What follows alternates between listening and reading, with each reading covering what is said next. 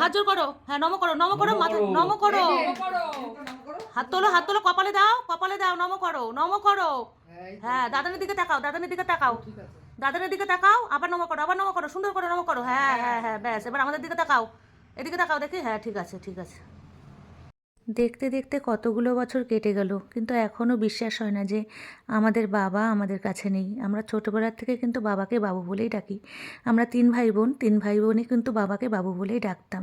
আর ভাই এখানে বাবুকে মালা পরিয়ে দিল, মালা পরিয়ে নমস্কার দিল। আমরা প্রত্যেকে এক এক করে নমস্কার দিয়েছি, এমনকি আমার ভাইয়ের ছেলে ওকেও শিখিয়ে দিচ্ছিলাম যে দাদানকে এইভাবে নমস্কার দিতে হয়। ও কিন্তু সকাল বিকাল কিন্তু দাদানের ফটোর দিকে তাকিয়ে দাদান বলে কথা বলে। আর এদিকে ভাই আবার বড় মাকেও মালাটা পরিয়ে দিয়েছিল। তারপরে এটা হলো আমার ঠাকুমার ছবি, ঠাকুমার ছবিতেও কিন্তু মালা পরিয়ে দেওয়া হয়েছিল।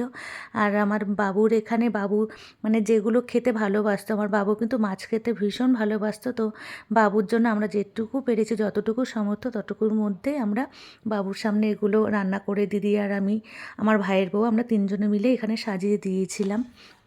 আর বলছিলাম ভগবানের কাছে, ঈশ্বরের কাছে আমরা কামনা করছিলাম যে আমাদের বাবু যেখানেই থাকুক না কেন যাতে খুব ভালো থাকে। কারণ মানুষটা কিন্তু ভীষণই ভালো ছিল। আগে মানে আশেপাশে যারা জানে তারাই কিন্তু জানে যে আমার বাবু কীরকম টাইপের মানুষ ছিল। খুবই ভালো, খুবই সরল সিধে টাইপের মানুষ ছিল। ছোটো থেকে কিন্তু আমার বাবু অনেক কষ্ট করে বড় হয়েছে। আর এখানে এই যে রান্নাবান্না যেগুলো হয়েছিল সেখানে কিন্তু আমি সবাইকে একটু সার্ভ করে দিচ্ছিলাম।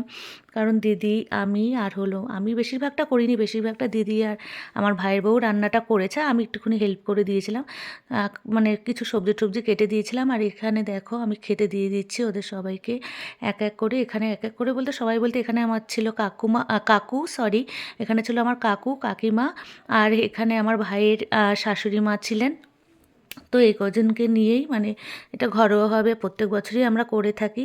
আর দিদিও এসেছিলো, দিদিও আজকে চলে যাবে সন্ধ্যের দিকে। আর দিদি যখন চলে যাচ্ছিলো তখন কিন্তু এই যে একেও কিন্তু আমরা বাবু বলে ডাকি। একে তো তোমরা দেখেছো এর আগের ভিডিওতে, আমার ভাইয়ের ছেলে, ওকে কিন্তু আমরা বাবু বলেই ডাকি। কারণ আমরা এটাই মন থেকে মানে এটাই বিশ্বাস করি যে বাবু আমাদের কাছে আবার কিন্তু ফিরে এসেছে। তাই ভাইয়ের ছেলেকে আমরা সবাই কিন্তু মানে আমরা তিন ভাই বোনই ওকে বাবু বলেই ডাকি। আর দেখো বাড়ির সামনে এটা একটা কারখানা ছিল, মানে ঠাকুর বানানোর কারখানা। সেখানে অনেক সরস্বতীর ঠাকুর বানানো হচ্ছে, এখনও পর্যন্ত পুরোপুরি তৈরি হয়নি। আর এখানে দেখো মায়ের মূর্তিটা কত সুন্দর বানিয়েছে না, তাই তো একটু তোমাদের সাথে শেয়ার করে দিলাম।